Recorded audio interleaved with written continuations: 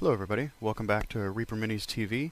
We have a bunch of reviews to get to this time around, so we'll get right into them. This first batch is from the Pathfinder line, and we start off with Lem, who's a halfling bard. It's a single-piece figure. He comes with a flute as his instrument, so you've got a little bit of a maybe Jethro Tull thing going on there. He's wearing a long coat, long for him anyway, and not a whole lot of weapons. He's got a large dagger on his belt, and not a whole lot else as far as weapons go. He's not really wearing any armor either. He's just got pretty normal clothes on, and the face is something that really drew me into the model. He's got a big smile on his face, a very happy-go-lucky kind of guy, and he has really large eyes. They seem to me to be a little bit larger than those you might see on a human figure, almost kind of anime style big eyes. I don't think it detracts from the model, but it definitely makes him stand out a little bit more. The flute also makes him stand out a little bit. In addition to usability as a bard in D&D or Pathfinder, games like that, he also might make a pretty unique rat catcher in Warhammer Fantasy once they release halflings as a playable character race, kind of a Pied Piper thing going on. Or I could also see him as a musician in a unit of Empire soldiers for Warhammer Fantasy. It's a rather unique looking figure that I like a lot.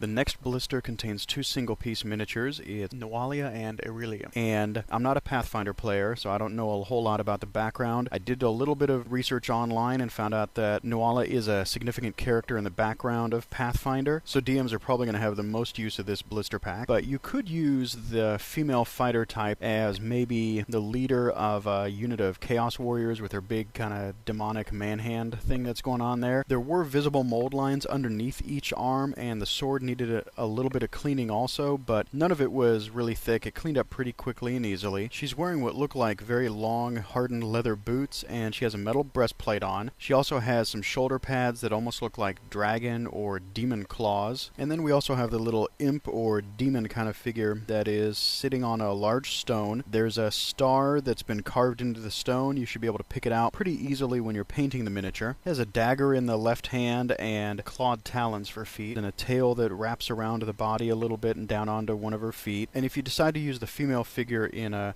Chaos Warrior or Chaos Marauder unit, you could also use the small demon figure as a familiar for a sorcerer in the army. Next up is Maricel. It's an elven thief, and the pose immediately made me think that she's creeping down a hallway or down a dungeon corridor or something, trying to sneak up on somebody. She carries a dagger in each hand, has 6 more in scabbards on her back, and 2 more on her belt, so she's really not at a loss for something to stab a monster with. I like that her long pointy elven ears poke out from under her hair. She's got studded leather armor on that covers almost all of her. There's not a whole lot of flesh showing, but you could paint her up as a regular elf or a dark elf if you like. I think she'd do fine in either one of those roles. I did need to spend a few minutes cleaning up the model. There were a few visible mold lines, but also several bits of flash here and there, like on the top of her head and on the daggers and on her boots. She would do great as a player character model in pretty much any fantasy RPG setting. Next up is what is probably my favorite figure out of this episode.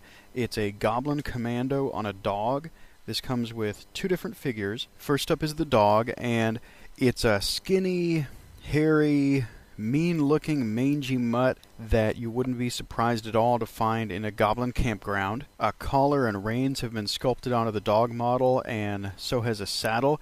It looks like the saddle's made of wood, which cannot be a comfortable ride for the goblin who's going to be on top of the dog. And then you've got the goblin that's going to ride the dog into battle. He's carrying a spear in his right hand. His left hand is down where he would hold onto the reins. And he's sculpted in the same style as the other Pathfinder goblins. So he's got a big head, a wide grin, and large ears that come out sort of towards the side of his head. He's wearing a leather or cloth helmet that has a rodent skull and some feathers on it. He has a couple other bits of armor on, but it looks mostly like leather more than anything else. Assembly consisted of just gluing him down on top of the dog on that hard-looking wooden saddle. Each model needed a little bit of cleaning, but hardly anything. There were a couple bits of flash here and there, but not really much else. I'm going to use him as an addition to a goblin and orc warband that I'm building for use in my Warhammer Fantasy roleplay campaign. Or you could use a whole bunch of these guys in Warlord or Warhammer Fantasy Battle as substitutes for Goblin Wolf Riders. I think they'd be awesome in that application. Okay, we're back to talk more about how to play Warlord. And before we talk about how each turn in the game is going to flow, first what we'll do is talk about how the game is going to end. The rulebook presents the two most common victory conditions or end game conditions that you're probably going to play with. If you're playing in a tournament, then you're probably going to have specific victory conditions that are tied to the board that you're playing on. But the two most common that are in the rulebook are fighting to the death, where one entire army is wiped out, or you play for 5 total turns. And then at the end of the 5th turn, each player adds up the point value of their models that remain on the board. Whoever has the most points left on the board wins the game. For friendly games, I would absolutely recommend making up your own victory conditions or scenarios specific to how you want to play with your friends, but I would suggest starting out playing just games that are to the death, wiping out the other army, getting a good feel for the rules, and then moving into some more specific scenarios and special rules. Each turn of the game is going to be broken up into 3 phases: the initiative phase, the action phase, and the end phase. During the initiative phase, we're going to shuffle the draw deck that we built and used during army deployment. And as hopefully you remember, you're going to have 1 card of your suit in the draw deck for each troop that you have on the battlefield. So if you have 4 troops, let's say 2 troops of soldiers and elites and leaders, that's going to get you 2 cards. And then if you also have 2 solo models or monsters, you'll have 2 more. But there's also one other thing to keep in mind with the draw deck, and that's the Tactician special ability. This allows you to put a bonus card of your suit into the draw deck. You can choose to do this or not at the beginning of any initiative phase, and what it does is it sort of stacks the draw deck in your favor. It gives you another card in there, which means it's more likely that your suit is going to come up on any draw, which means you have a better likelihood of going back to back or getting more activations in a row over your opponent. Every army has at least 1 model that has the Tactician special ability, and there are a couple armies that can field up to 3 models with the Tactician special ability. This would be the Crusaders and the Nefzakar. And every army also has the option of buying a Book of Tactics. Now what this does, it's a piece of equipment,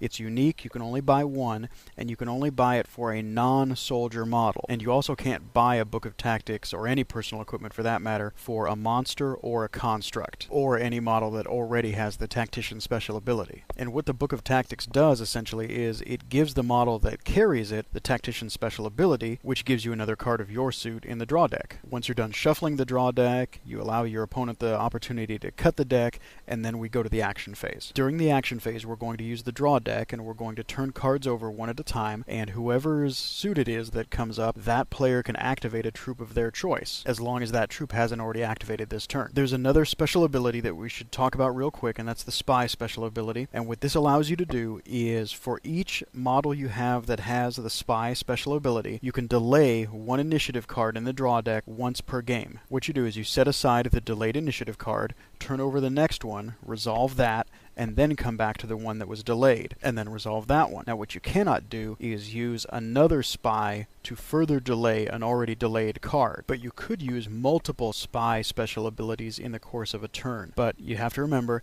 you can only use your Spy ability once per game per model with the ability, so you want to make sure it counts. And like the Tactician special ability, every army has at least 1 model with the Spy special ability in it. Okay, so we've turned over a card in the draw deck, and it's our suit, whatever that may be. In this case, it's going to be hearts, and we want to activate one of our troops and use our models. In Warlord, there are several different types of actions. We'll end up going through all of them, and while there are some restrictions, you do have a good bit of leeway on how to perform your actions during a given turn. When you activate a troop, each model in that troop can perform 2 actions. We'll talk about the focus action first, because that's kind of the easiest one. Using the focus action gives you a +1 bonus to any attack or casting check that you're going to use in conjunction with it. So it's primarily useful if you're going to cast a spell, or if you're going to shoot at someone, or if you're going to use a fight action against somebody that you're already in base-to-base contact with. You can think of a focus action as like taking aim, or really trying to size up a target before you swing at it, or really concentrating a little bit longer before you unleash a spell. The next type of action is exclusive to warlords and captains only.